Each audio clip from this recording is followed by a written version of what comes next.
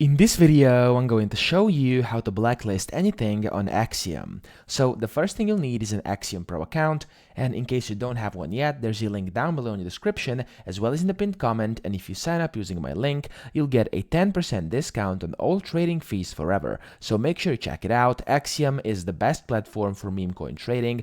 They have some very advanced features like wallet trackers, Twitter trackers, P&L trackers, and a great reward system, and so much more, and all that is completely for free, so make sure you check it out, you will not regret it. Now, from here, if you want to actually blacklist anything, here's what you have to do. So, you want to go to polls, which is up here, the second tab, and then on polls, you will see next to this display icon, you will see kind of this X, and then on here, it says blacklist dev, handle keywords, etc.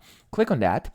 And from here, they now offer blacklists for different things. So over here, you have blacklists for specific developer addresses, then for contact addresses, for different keywords from tickers and names, and then for websites or domains, and then for Twitter handles as well. So what you want to do to actually blacklist this, of course, you can just import and export anything if you want to, but you can have up to 1000 blacklists. So to add it, it's very simple. Just add in a Twitter handle, dev address or keyword, or even a website over here, or domain, and then what you want to do is click on blacklist. So let's just for this example, I'm gonna try to blacklist Elon Musk's handle. Type in whatever you want, click on blacklist, select what you're trying to blacklist. So this one is going to be handle, and there we go.